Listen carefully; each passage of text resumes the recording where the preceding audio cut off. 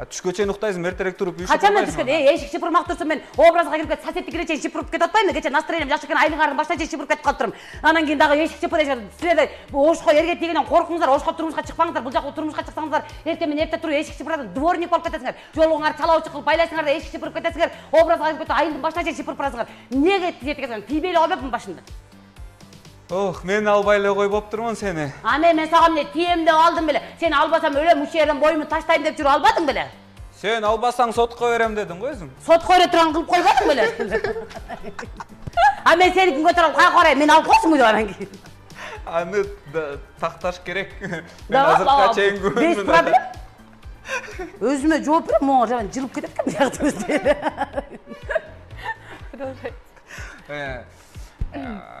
Көп сүйлөбөй, тамак жазачы.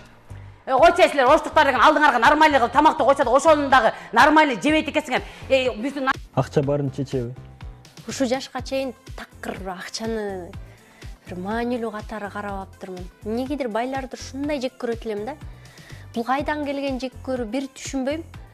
Кичинекей кезимде эле ушу байлар десе элем кыжырданып, ошол байлар бирөөнүн бирдемесин тартып алгандай, ушундай алар ак чекетерим менен баягы немесин тапкандай көрбөй эле бир ушундай жек көрүү пайда болчу. Андан кийин эле азыр болсо жалгыз баламды сүйрөй баштаганда акча канчалык түрдө керек экенин түшүндүм. Анан акча менен мамилемди түздөй баштадым. Демек акча болбосо балам ачка калат турбайбы? Ачка болбосо үстүңдө үйүң жок болот турбай, көчөдө калып калат турбайсыңбы?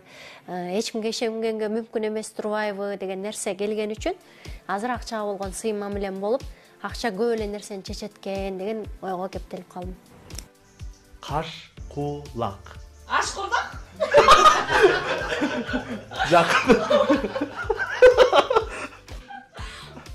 Каш кулак.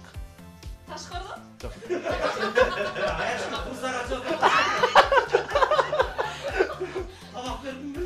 Каш кулак.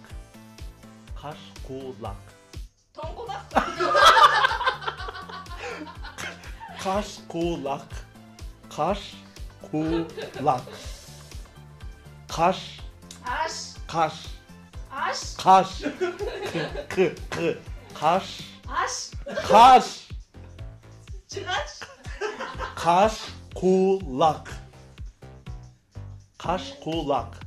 Таш курдак? Каш кулак. Каш. Каш кулак. Таш курдак? Меники башкалардыкын билбейм. Меники өтө кымбат эмес, өтө арзан эмес, орточо баа десем туура болот. Карапайым элдер чалат, мисалы үчүн ушундай баламдын мурун сен биринги жакшы көрчү эле, ушул үйлөнсө сени чакырам деп койдук эле. Ушунча акчасы болуп атат. Балам келип ырдап бере аласыңбы десе баягы жүрөгүң бооруң ооруйт. Анан коюп барыш керек деп барасың да. Анан кийин кээ бир кымбат бай адамдар чалганды өздөрү эле билинет. Канча дейт, бааңды айтсаң келе бер дейт да. Алар эсептешип эме болбойт. Бишкек шаарында $500 мисалы үчүн $1000 тегерегине чейин ырдашсаңарчылар.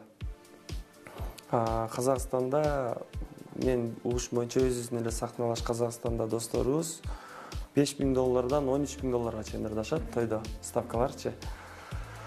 Бул нерсе билбейм эмне менен багындырып алдым, бирок байким ар бир адамдын баягы сүйлөгөн сөзү, кылган иш аракети дагы жаңда адамдардын мындай кыжырын келтирбегендей болуш керек да. Анан ал адамдыкы да ошондой болуш керек сага.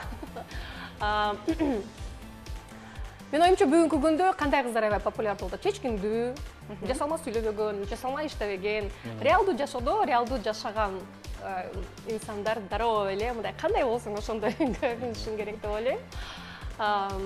Ошол ар дайым өзүңүз менен өзүңүз болушуңуз керек. Эч качан өзүңүздү бир башка адам жасайм деп ойлобоңуз. Себеп дегенде бардык нерсе өз убактысында кайрадан кайтып келип, туура эмес чыгып калышы мүмкүн. Ошондуктан мен мисалы ар дайым кандай болсоң, эгерде сен ошондой мен жакшы мүнөзүм болот, жаман мүнөзүм болот, кандай болсоң да ошонусу менен жакшы көргөн инсан болсо, демек ал менин инсаным деп эсептейм. Айдана, сиз күткөндөй жубай болуп жатабы? Айдана сөз мен күткөндөн жакшыраак. Жакшыраак, Анткени Айдана эрке кыз болчу да. Мен менен сүйлөшүп жүргөндө эле эркелеп баягы экөөбүз сүйлөшүп калган кезде анан мен рисковать эткенмин да. Балким бирок немеси жакчы мага. Мен үйдөгүлөр ата-энем менен абдан жакшы мамиледе баягы бир тууган болуп, алардын ичи коюна кирип, алардын сырын баягы сүйлөшүп, мага ошонусу жакчы. Анам болсо көп иштей алчу эмес. Айылда жумуштарды эле баардыгын. Айдаладан көрүнүп турбайбы? Аябай ушунчалык. Анан мен ошо рисковать эткем. Болсо болду деп алгам. Бирок Риск оправдался дейсизби? Ашыгы менен анткени ишти дагы кылат экен. Кадимгидей мени таң калтырды. Баягы айыл барган кезде эшиктерди шыпырып, айнектердин баардыгын төшөктөрдү алып чыгып жайып койсо мен таң калдым. Жаркылдап жайнап жанымда жүрө бер. Мага кичинекей болгон жөжөлөрдү, бөбөктөрдү, балакайларды төрөп берсең мен абдан кубанычтамын, бактылуу болом.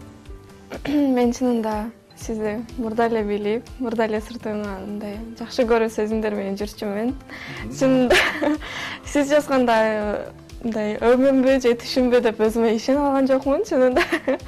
Анан дагы жолуктук, көрдүк кандай адам экениңизди дагы да болсо бышыктап билдим. Жана сиз койгон талапка, чечимге эч качан каршы болгон жокмун. Жана каршы да болбойт болчумун.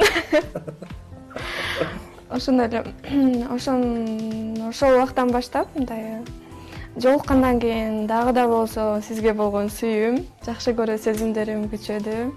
Жана ал сезимдер эч качан өчпөйт. Өмүр бою эки дүйнөдө бактылуу. Ушу кызым ушу бактылуу кыз болсо экен, ушу өзүнүн кесибин таап, келечекте өзүнүн жакшы турмушка чыгып, өзүнүн жолунда бактылуу кыз болсо экен деп ар дайым тилейм. Анан кийин эми баардыгы Кудайдын буйругунан мен башка кесип эме кылмакмын, бирок өзү жан дүйнөсү энтеден эле билинип атат. Музыкага шыктуурактай да деп кырдайт. Мен медицина жака окутсакпы деп ойлонуп калчу көп. Анткени кыз киши ушундай жакшы көрөм да. Анан эми баягы кийин айтып көрөбүз. Кийин эми баягы өзүнүн да оюн угуп көрөбүз. Мисалы үчүн анын оюн миң буруп сен бул кесиптин ээси болосуң десе, анын жан дүйнөсү башканы кааласа, баары бир ошол жакты көздөй эңсеп кетип калат деп ойлойм да. Саламатсыздарбы? Менин атым Диана, мен 23 жаштамын. Азыркы учурда медакадемияда 5-курста окуйм, келечекте жакшы дарыгер болгум келет. Менин жашоодогу эң негизги максатым жакшы эне болуу. Эне болуу биринчиден ар бир аял зат үчүн чоң бакыт деп ойлойм. Чоң бакыт, экинчиден чоң жоопкерчилик.